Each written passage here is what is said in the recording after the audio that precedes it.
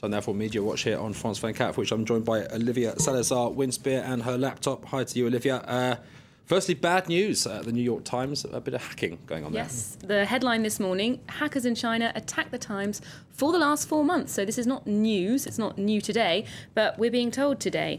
4 months ago actually coincides with the publication of a really interesting piece of journalism in the New York Times that we were covering here in France 24 at the time, which was a huge piece of investigative journalism, an expose of Wen Jiabao's circle and their fortunes, how people from quite modest backgrounds became millionaires seemingly overnight. Now, the New York Times put a lot of time and research into this, and they believe that that's what got someone in China worried, and so they started following the journalist and 53 other staff members of the paper. Now, when I say someone, the Times is convinced that this is someone from the Chinese military.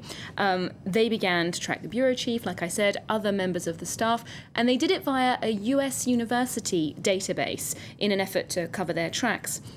Now, if I just quote from the article, the Times goes all out and really does accuse the Chinese state here, saying that they think this is part of a broader computer espionage campaign against American news media companies that have reported on Chinese leaders or corporations, and they suggest they even target Western journalists and intimidate them into silence. Now, the Chinese government, this is the article in question. It gives you a proper family tree of just who's related to Wen Jiabao and how rich they are. Now, the government's responded saying that it was a very rash article on the part of the New York Times. They say they've got nothing to do with it, of course, and that often they're the victims of cyber attacks, not the perpetrators. However, according to the BBC, that's not quite the case. They've done a nice list here of other incidences of cyber piracy or hacking in the last few years that have been traced back to China, and the names they list are really very impressive, companies or agencies that you think would be too big to hack. You've got the International Olympic Committee, Coca-Cola, Google, NASA, and even the Pentagon in 2007. And what's interesting about this article is they say there's no 100% guarantee that these attacks come from China, but the expert, and I'll just quote him, says that when you see the same group steal data on Chinese dissidents and Tibetan activists, and then they attack an aerospace company, it starts to put you in the right direction, and he thinks that direction is the Chinese military. Wow, you be careful with that laptop. OK, let's move on now. Here in France, it's a story which has never been out of the headlines of late, really, same-sex marriage. Yes, we're seeing it in the headlines every single day. Today, there's a bit of a cynical take on it from the Huffington Post. They're letting us know about a new website called divorcegay.fr. Now, this is the brainchild of two businessmen who noticed at the end of last year that the domain name was still free for gay divorce, even though the law hadn't been passed, of course. So if you can't get married, you can't get divorced yet. They snapped up the website and started compiling a database of legal advice, and also they contacted a number of lawyers who had the requisite expertise in family law, even discrimination law, insurance, that kind of thing, who are now listed as gay-friendly lawyers. So they're obviously preparing this with a view to a new industry, which is same-sex divorce. And what's interesting about this article, actually, this is the website here, divorcegay.fr.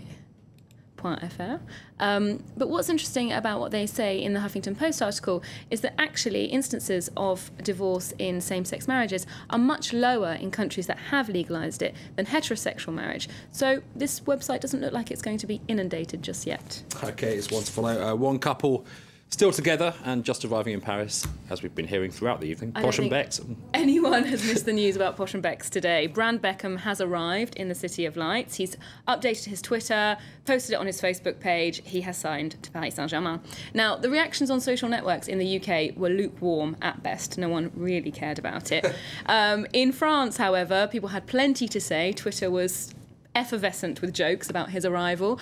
Not all of them nice jokes. We've got a little reference to his famed love of fashion here. It says that this is the Beckham's luggage. It's arrived in Paris. Yeah. Not bad. Again, going back to his quite bling-bling image, this is a mock-up of the new strip for Paris Saint-Germain, which is, again, a Louis Vuitton logo. I can't see them wearing that very soon.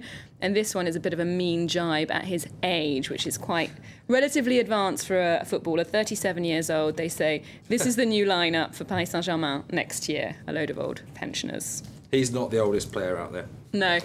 They're all looking, of course, at this commercial background that he has. The press not taking a very nice angle and saying this is a very commercial player, somebody who's made more money from sponsorship deals and advertising in his career than actually football.